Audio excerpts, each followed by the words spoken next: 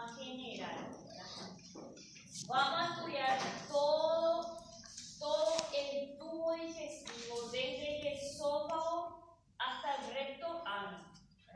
Es decir, que desde el esófago, desde la cavidad bucal, esófago, todo lo que es el tubo digestivo tiene diferentes estructuras que tenemos que identificar, y el tubo digestivo sí que tiene diferentes capas y diferentes tipos de epitelio dependiendo de dónde estemos viendo.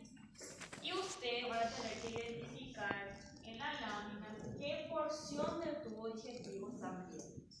Ahora, si era tubo digestivo nomás, hasta que iba a ser corto porque parece casi todo igual, solo la mucosa lo que cambia, solo el epitelio. Pero hay estructuras anexas al tubo digestivo, que son las glándulas y que son así como la lengua, las glándulas salivales, son todas estructuras anexas al tubo digestivo, que también tenemos que estudiar. Hígado, páncreas, todo eso tenemos que estudiar también, y ustedes van a tener que identificar en la lámina. Por eso les digo que es un poco extenso. Y vamos a empezar con la cavidad bucal. Primero, fundamentos del sistema digestivo. ¿Por qué lo que es tan importante el sistema digestivo y cómo influye en las cosas que ingerimos? ¿Verdad? Entonces, está formado por el tubo digestivo que ya les dije, que va desde el esófago hasta el recto ano. Vamos a tener que saber todo el epitelio de cada región y la característica de cada región. Y los órganos asociados. Vamos a tener que estudiar la lengua, los dientes, más o menos lo básico.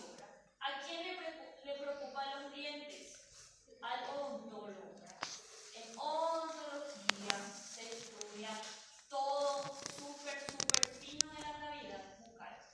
Nosotros ya les digo esa parte de dientes en el libro de Ross es demasiado larga. Nosotros no tocamos mucho dientes. Lo básico de lo básico tienen que saber que va a estar en el esglande. Después casi nada no se pregunta de dientes. ¿Está bien? ¿Por qué? Porque hay una especialidad, o sea, hay un ámbito de la salud que se encarga de eso, que es la odontología. Nadie es odontólogo acá. Primera vez que no hay un odontólogo, siempre hay un odontólogo, que es el que se encarga de saber todas las patologías de la boca. Las glándulas salivales, el hígado y la vesícula biliar. Cada día se ingiere aproximadamente 2 litros de agua y alimentos. Estas estructuras, desde la cavidad bucal o la secreción de las glándulas salivales, generan algo que se denomina bolo alimenticio. Este bolo alimenticio pasa por el tubo digestivo y se agregan otra vez todos los jugos digestivos, que aproximadamente es 7 litros día. La mayoría de estos jugos otra vez se absorben a través de la pared del intestino delgado, pero una pequeña parte lo hace el intestino grueso. Y por último, el alimento que no se digiere, que nuestro cuerpo no necesita, se elimina en forma de heces.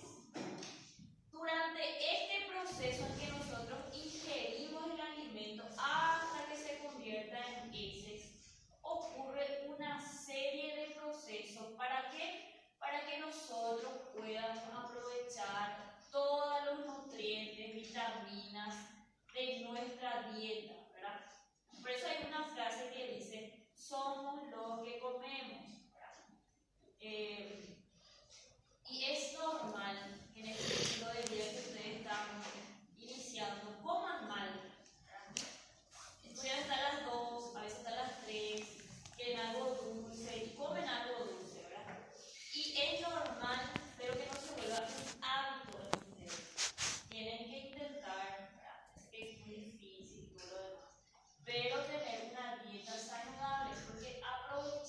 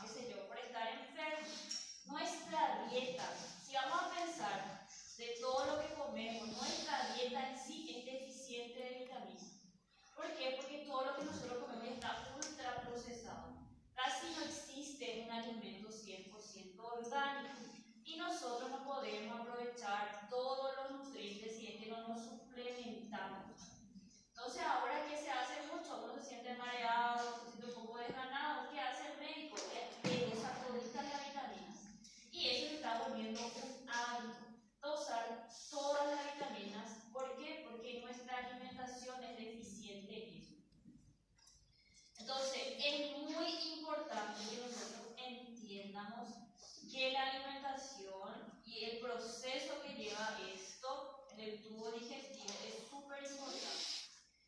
Entonces, la mucosa digestiva desempeña numerosas funciones: secretar, absorber, la forma de barrera y una protección inmunitaria.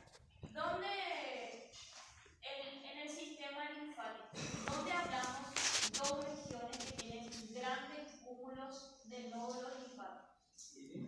Ilion es uno de ellos, ¿verdad? Que se denominan placas de Peyer. ¿Y la otra región dónde es? Apéndice. El apéndice. El apéndice antes no se entendía mucho cuál lo que era su función. Aparte de producir apendicitis, matar personas, decían. Pero el apéndice es súper importante porque tiene esa función inmunitaria. Por eso es el primero que se inflama, el pobrecito, y siempre se le estirpa. Entonces, se tiene mucho en cuenta los nódulos que tiene el apéndice. El tubo digestivo, en forma general, tiene tejido linfático, ¿verdad?, difuso, y tiene nódulos linfáticos solitarios también. ¿Ustedes no vieron la lámina de colon del laboratorio? La lámina de colon del laboratorio tiene nódulos linfáticos solitarios, es decir, son los pequeños nódulos esparcidos a través de su mucosa. Y esos nódulos tienen una función, que es la infusión inmunitaria en el colon, ¿verdad? Solo que ahí ya no forman más placas de Peyer. En el único lugar donde existe y se llama placas de Peyer es en el hígado. ¿Está bien? Bueno, entonces, entre las funciones tenemos: transporta agua y alimentos ingeridos, secreción de líquidos, electrolitos y enzimas digestivas, digestión y absorción de los productos que digerimos y excreción de detritos no digeridos. En pocas palabras, secreción, absorción, barrera y protección inmunitaria de la mucosa digestiva. Y vamos a empezar con la primera región, que es la cavidad bucal. Y lo que tenemos que entender es que la cavidad bucal se divide en dos regiones. Se divide en una cavidad bucal propiamente dicha, que es acá, y un vestíbulo, que vamos a ver sus regiones ahora. Antes de que nos vayamos a la cavidad bucal, yo ya había hablado ya de esto, de las amígdalas. ¿Qué son las amígdalas? ¿Qué son las amígdalas? Si vos el examen, defíname amígdalas. ¿Pero qué son ellas? Son del proceso, son de la función inmunitaria, todo lo demás. ¿Pero qué son? Son nódulos, son cúmulos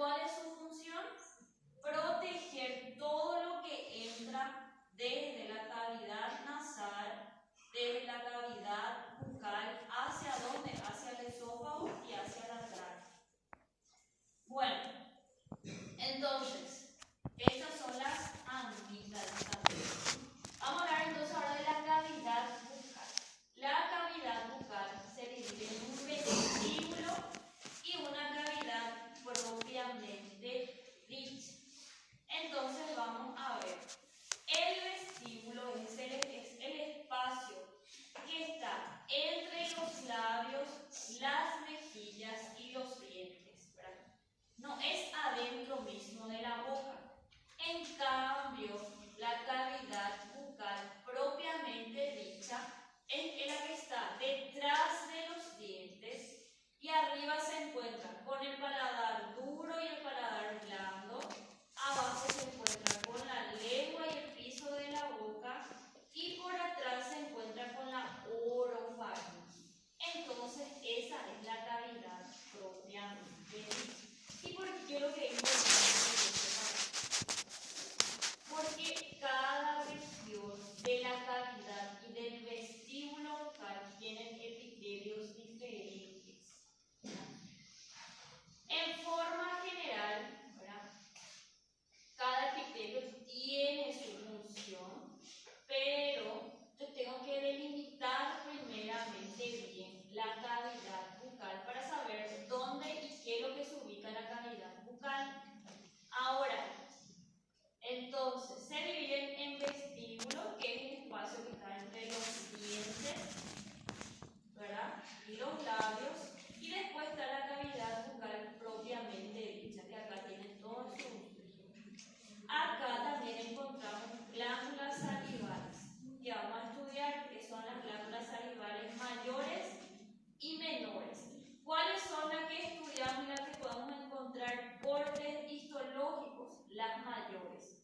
Las menores dejamos de lado. Lo que tienen que saber es que existen unas menores, sí las hay, pero que tienen nombre dependiendo de dónde se ubica: bucal, labial, lingual y palatina.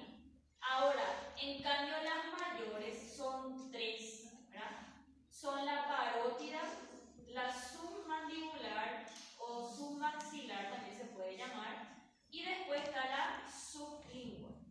Y después tenemos las amígdalas que ya habíamos hablado, que son cúmulos de nódulos linfáticos. Y estos forman el famoso anillo de Waldeck.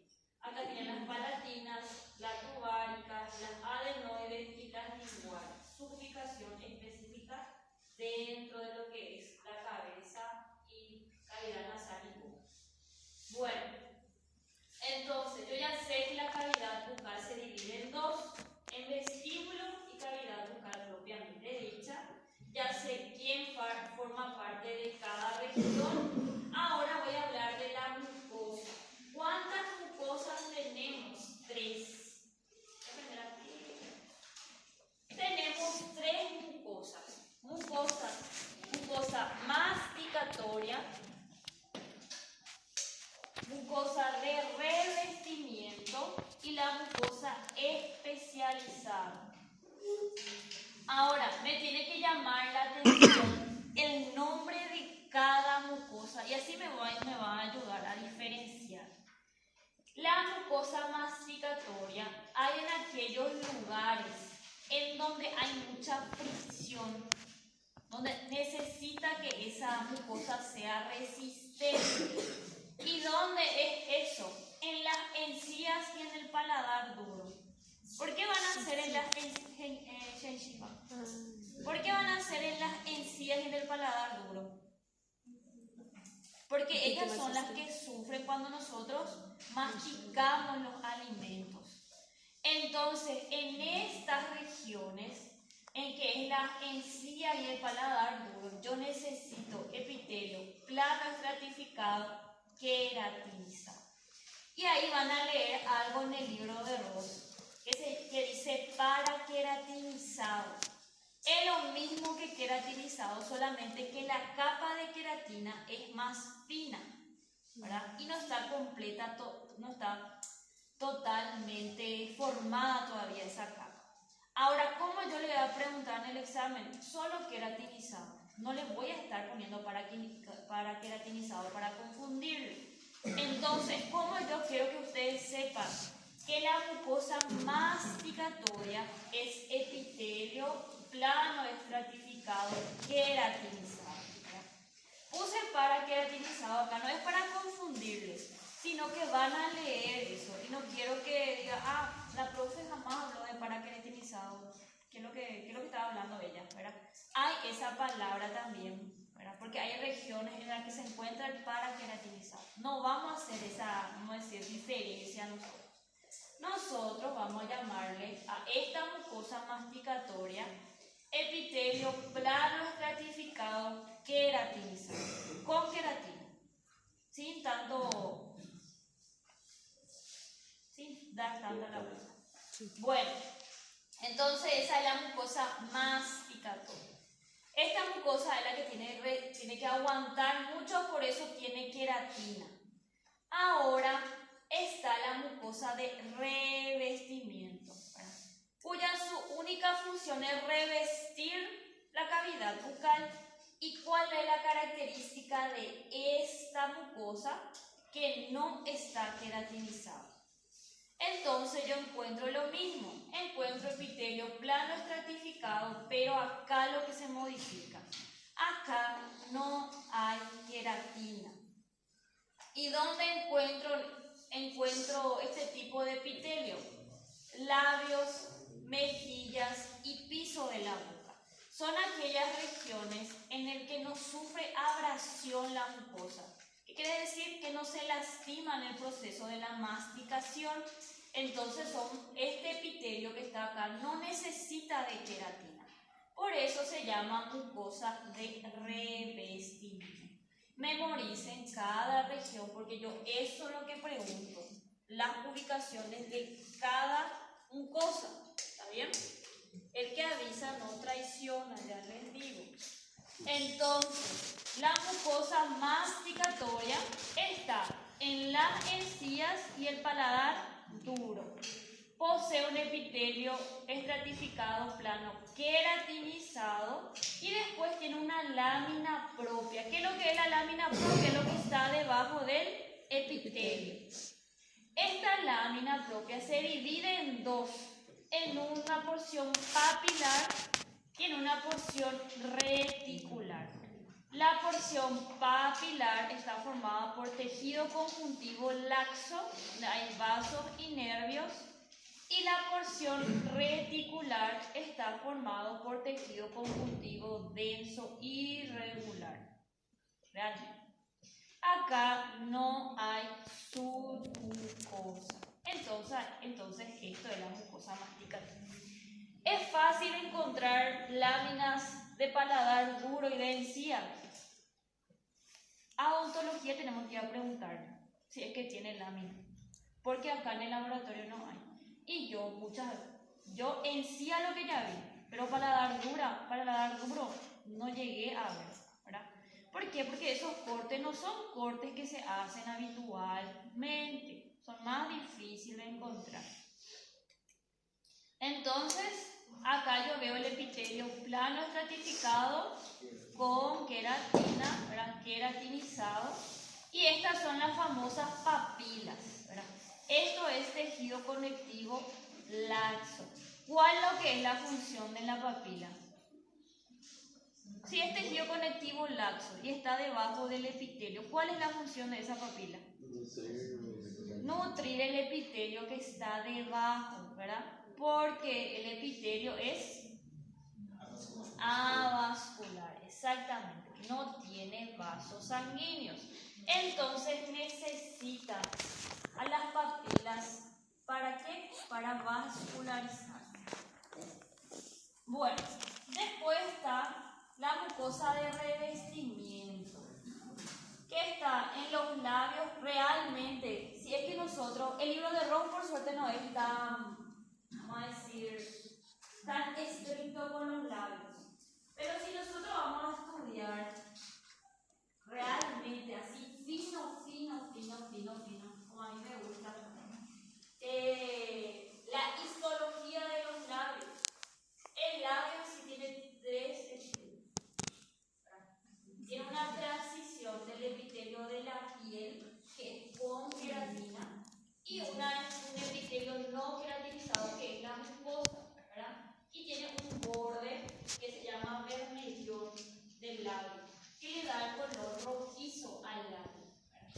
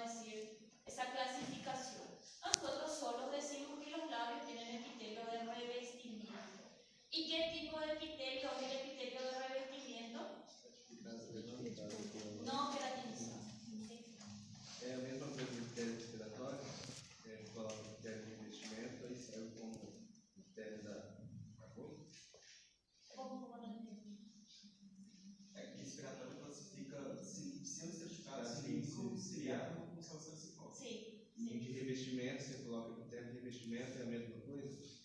En la práctica, en la teoría le puedo preguntar, define el criterio de revestimiento, masticatorio, o qué sé yo, o especializado. Pero en la práctica no pongan. Depende mucho con el docente que está. Cada uno tiene la forma que le enseñaron. Eso es lo que yo quiero que entiendan. Yo la otra vez pasé, o sea, ¿qué pasa? ¿Qué pasó? Yo di todo, se dio todo el examen y yo me quedé en la puerta y yo estaba escuchando lo que estaban diciendo los alumnos afuera. Y atiendan lo que van a decir. Porque a ustedes se les escucha todo esto mientras nosotros estamos adentro y ustedes hablan afuera.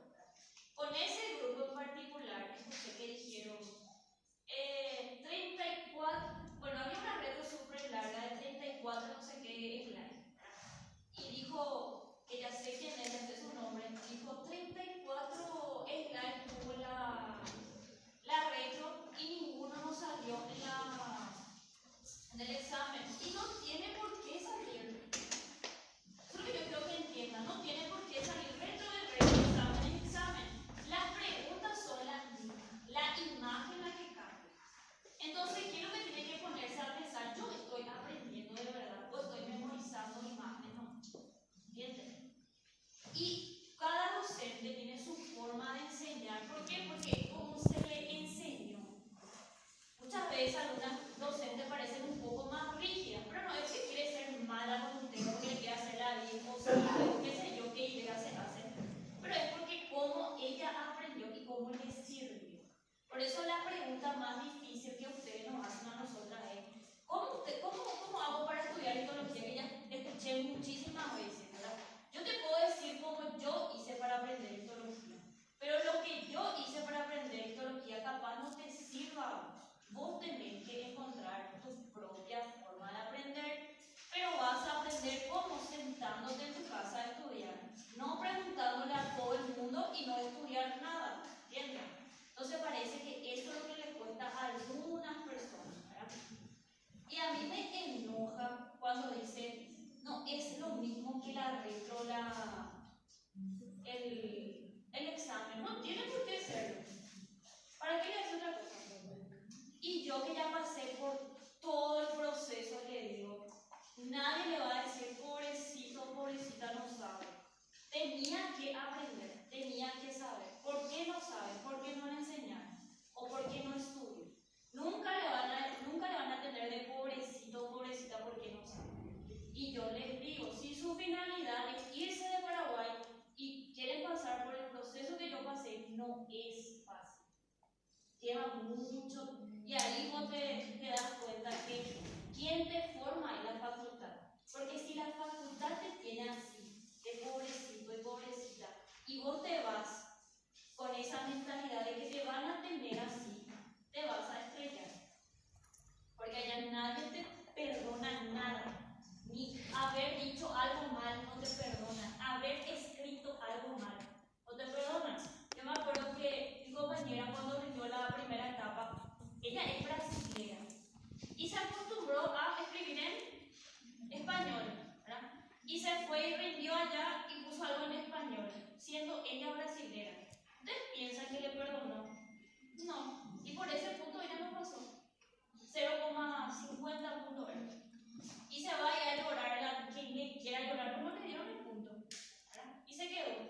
Entonces, eso es lo que yo quiero que ustedes entiendan en el primer año. Y a veces parece que, y ya escuché, no quiero estar acá porque es demasiado exigente, pero esa exigencia es lo que hace la diferencia después.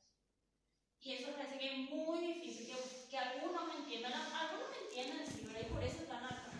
Pero algunos, no sé, y esta carrera en sí es muy, pero muy exigente. Nosotros tenemos que, nadie es perfecto, pero nosotros tenemos que ser lo más perfectos que se pueda. ¿Por qué? Porque vida de personas lo que están en nuestras manos.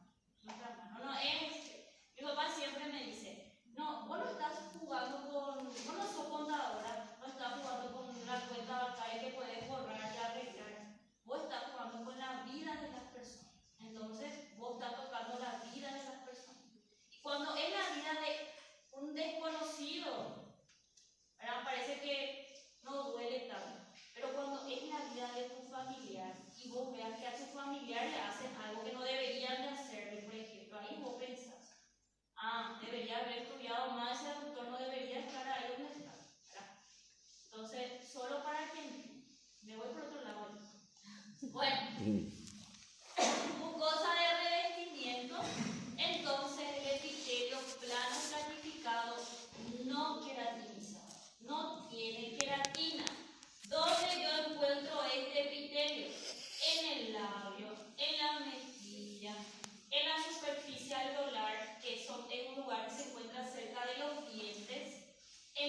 piso de la boca, en la superficie ventral de la lengua y en el paladar blando. Esta mucosa está formado, vamos a decir que el epitelio en sí está formado por, si ustedes miran esta imagen acá, van a ver, y eso es siempre lo que a ustedes le confunde. Si es que vamos a irnos por la forma de la célula de este epitelio, tiene varias formas, ¿verdad? Nosotros decimos plano, ¿por qué? ¿Por qué nosotros le llamamos a este epitelio plano? Por la última capa de la célula, que están aplastadas las células. Pero si yo miro acá, no son planas, ¿verdad? Y a esta capa que ustedes ven acá, se clasifican otra vez. Cada capa tiene un nombre. ¿Dónde se estudia bien estas capas otra vez del plano estratificado? En piel, ¿verdad? En piel. ¿Y por qué es la importancia de saber yo cada capa del plano estratificado otra vez? Porque cuando ustedes estudian patologías y estudian, por ejemplo, lunares, vos vas a diagnosticar que un lunar es maligno o es benigno, dependiendo de qué capa está agarrando la piel. ¿Entienden? Por eso es importante saber cada capa. No es porque, no sé, porque tenemos que saber, es porque en el futuro nos va a servir para diagnosticar patologías. Ahora, si ven estas capas, ahora no vamos a entrar mucho, pero cada capita de este epitelio plano estratificado tiene otra vez un nombre. El que está en contacto con la membrana basal se llama estrato basal. El que está más arriba se llama estrato espinoso, porque las células, si miramos, tienen esta forma más espinosa. Y el estrato superficial, el que está más en contacto con la superficie. Esta fue una pregunta de la trivia de histología. ¿Quién quiere participar en la trivia? Tiene que saber qué. ¿Cuántos estratos tiene la mucosa de revestimiento? Y el libro lo menciona. Son estos 3. Porque la piel tiene muchos más estratos. Tiene 4 o 5, dependiendo de dónde estemos viendo el corte. Pero el estrato de la mucosa de revestimiento de la boca tiene 3 más. Es algo diferente, algo que llama la atención. Después, este epitelio de revestimiento tiene una capa abajo que se denomina submucosa, en donde nosotros encontramos fibras de colágeno, elástico, vasos, nervios, linfáticos y las glándulas salivales menores. Ya hablamos de mucosa de revestimiento y la mucosa masticatoria. ¿Qué mucosa nos falta? La mucosa especializada. ¿Y por qué esta mucosa se llama mucosa especializada? Porque tiene la función en que nosotros podamos sentir que los sabores. ¿Verdad? ¿Cómo se llama la mucosa de la región olfatoria? La región olfatoria, ¿cómo se llama la mucosa? Mucosa olfatoria, ¿qué? Especializada. La región olfatoria tiene una mucosa que se denomina mucosa olfatoria especializada. Yo no le llamo como epitelio a ella, yo le llamo mucosa olfatoria especializada. ¿Por qué? Porque ahí están las neuronas bipolares que forman ¿qué? El primer par craneal, que es el nervio olfatorio. Ahora, la lengua ocurre casi lo mismo, ¿verdad? Pero acá no hay neuronas. O sea, hay, vamos a decir, células neuroepiteliales que tienen la función de transmitir impulsos, sinapsis. ¿Para qué? Para que nosotros podamos sentir los sabores. Dulce, amargo, ácido, umami también es un sabor que vamos a ver más adelante. Entonces, la mucosa especializada, ¿dónde yo encuentro? En la superficie dorsal de la lengua. En esta región yo encuentro a lo que se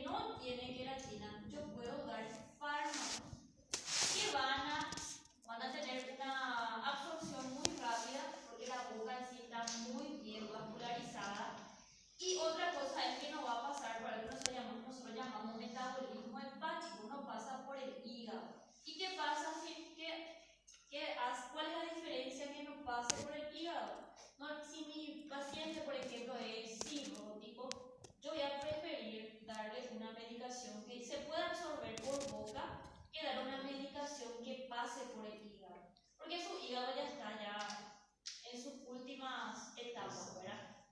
Entonces, por eso también es bueno e importante saber qué tipo de mucosa hay en cada región. Bueno, vamos a hablar de la lengua.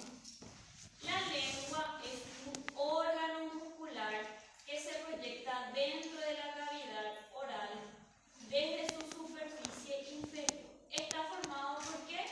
Por músculos intrínsecos y extrínsecos que se organizan en fascias. ¿Qué tipo de músculo tiene la lengua? Músculo estriado visceral. ¿Nosotros podemos controlar el músculo de la lengua? Sí, entonces voluntario o involuntario. Voluntario. Bueno. Y ahí vamos a ver que en la superficie dorsal de la lengua hay diferentes tipos de papilas. Son proyecciones de la mucosa que cubren la superficie dorsal de la lengua. Hasta por delante algo que se llama surco terminal. Las papilas linguales son isopropúculos, forman la mucosa especializada. Vamos a ver cada papila. En número, ¿cuántos son? Son 4.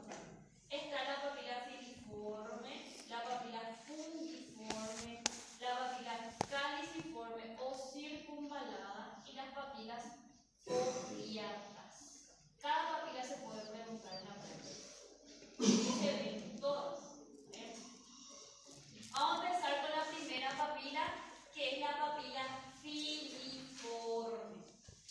Son pequeñas y son las más abundantes. Y son estas que tienen forma cónica. Son cónicas alargadas, formadas por tejido conjuntivo laxo, rodeado por epitelio plano estratificado con queratina. Y ahí ya viene algo importante que ustedes tienen que saber. Entre las 4 papilas,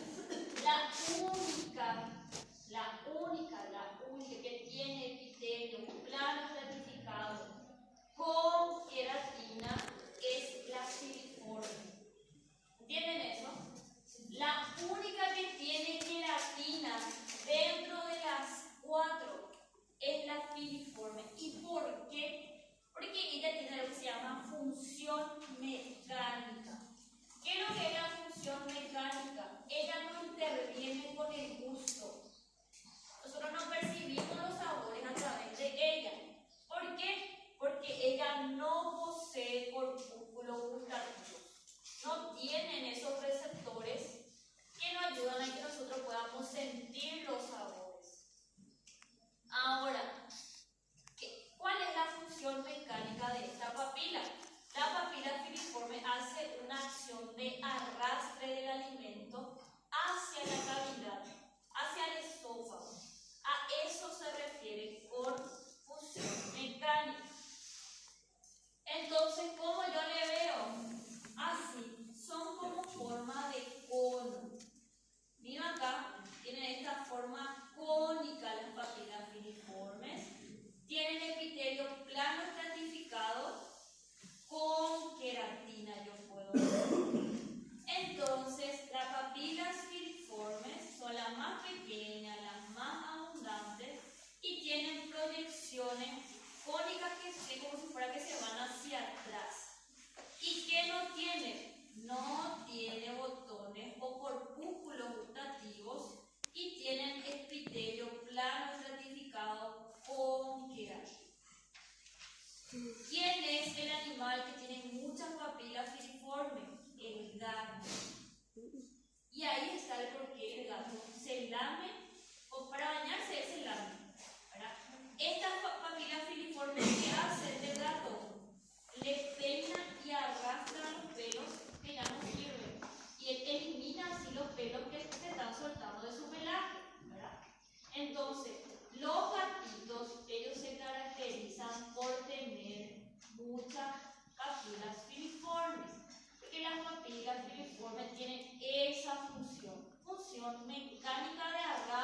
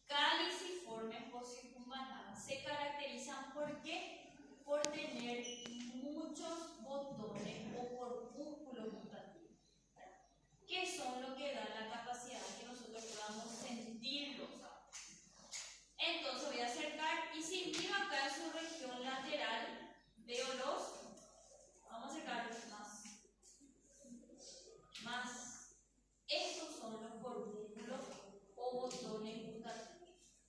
Lo que señala es, ¿sí? Porque la fungiforme parece un poco más rectangular, o más rectangular, y es mucho más angosta acá, mucho más fina, es mucho más fina, exactamente. Ahí. En cambio la circunvalada, si vos mirás, es también mucho más angosta, tiene esta forma de cáliz. Porque a parte apical dela é mais chata. Exactamente, tiene más, es más angosta también, pero tiene más esta forma de cáliz, por eso se llama caliciforme. Y son 8 a 12 nombres. Ahora, otra cosa también que me ayuda a diagnosticar la caliciforme o circunvalada es esto que le voy a mostrar ahora. La presencia de este conducto y la presencia de esta glándula debajo de ella, que son glándulas túbulo-acidosas, son realmente, que son las glándulas de von Emmett, que están acá. ¿Cuál es la función de esta glándula? La glándula de von Emmett. Si ustedes miran acá, esta es la papila caliciforme. Y si miramos acá, ahí en su borde lateral es donde se encuentran los botones o corpúsculos gustativos. Y bien en la base de esta papila yo tengo las glándulas de von Emmett. ¿Cuál es la función de estas glándulas? Produce secreción serosa. ¿Para qué? Para que no se acumule ningún tipo de secreción en ese surco. Y para que se pueda estimular de forma rápida ¿a quién? A los corpúsculos o botones gustativos. ¿Sí? Qual é o tipo de secreção comum no sistema digestório? ¿Cómo? Qual é o tipo de secreção mais comum? Porque respiratória era. Depende, Marcos, depende mucho de la zona donde. En esta acá, en la mayoría es serosa. Pero en el duodeno, por ejemplo, ¿qué hace? El duodeno es una parte del intestino delgado. En el duodeno, por ejemplo, la secreción es mucho más mucosa. ¿Por qué? Porque el duodeno tiene que protegerse contra el ácido del estómago. Entonces, acá no es como el sistema respiratorio, que vamos a decir, todas son mucoserosas. Acá depende mucho de la zona de donde nosotros estemos, vamos a decir que es seroso, o que es mucoseroso, o cero mucoso. ¿Está bien? Acá hay una combinación de mucosas. Más serosas. Eso necesita mucho muco en la cavidad. Bueno.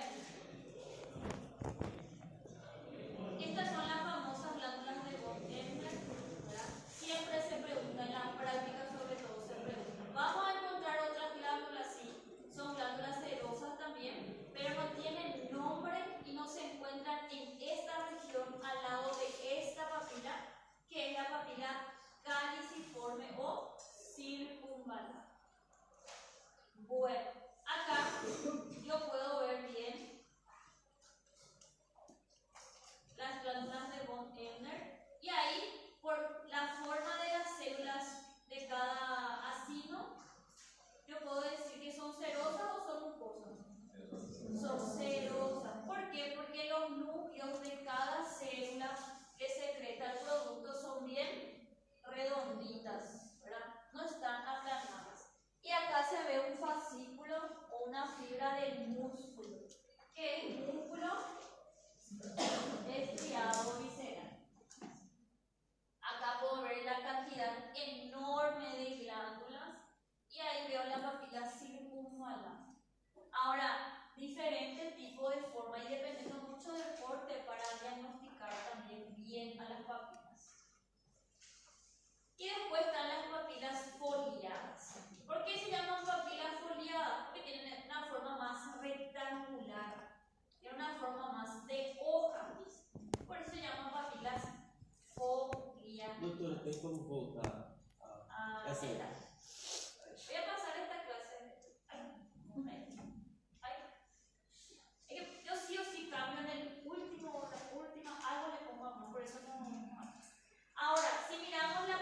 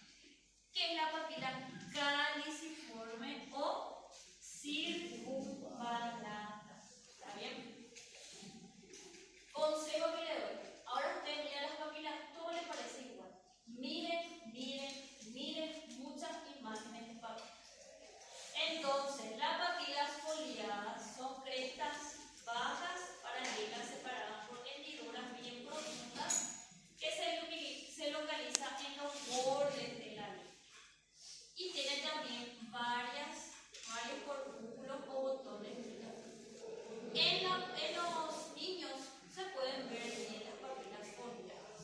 Conforme vamos envejeciendo, van perdiendo sus características histológicas la papila foliar. ¿Por qué pierden? Porque vamos envejeciendo. No hay una explicación del por qué.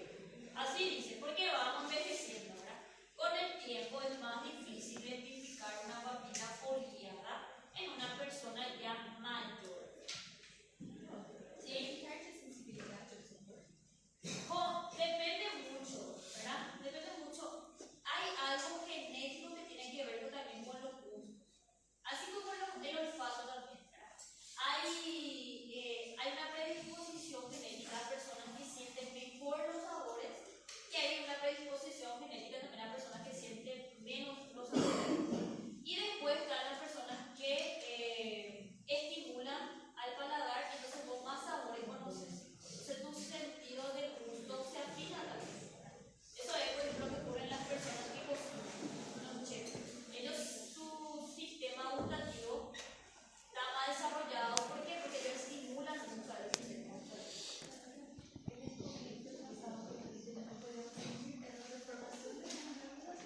Era por la región olfatoria. No está bien explicado por qué la región olfatoria y el sabor se relacionan, pero todo es a nivel del sistema nervioso. Bueno, acá vemos la papila filiforme, que van a decir, pero doctora, tiene esa forma de cono, como decir, bueno, son horribles esta papila filiforme. Pero esta es la más rescatable. Y acá yo veo el músculo estriado de la lengua. ¿Sí? Y a ver, las papilas foliares no se le ponen glándulas foliadas. Glándulas sí, realmente nunca le pusimos nombre. Glándulas serosas nomás, porque se pregunta eso. A la que más se le hincha la pelota y lo que más se pregunta es esta, que es la de von Effen. A las otras no se le pone nombre. A no ser que vos leíste algún libro o del Ross, que yo la autorización leí rápido. Si le llaman así puede ser, pero yo le llamo glándulas serosas nomás. Glándulas serosas menores. Ahora, la superficie dorsal, que es más en la base de la lengua, ahí encontramos las amígdalas linguales también, que es cúmulo de nódulos linfáticos. Acá ustedes pueden ver la diferencia entre cada papila, ¿verdad? La papila filiforme, que tiene forma de cono, la circunvalada, que tiene forma de cáliz, la fungiforme, que tiene forma de hongo, y la foliada, que es más rectangular. Así comparando, estas son láminas perfectas, se ve bien las características histológicas de cada papila. Bueno, vamos a ir a un pequeño receso y después volvemos con glándulas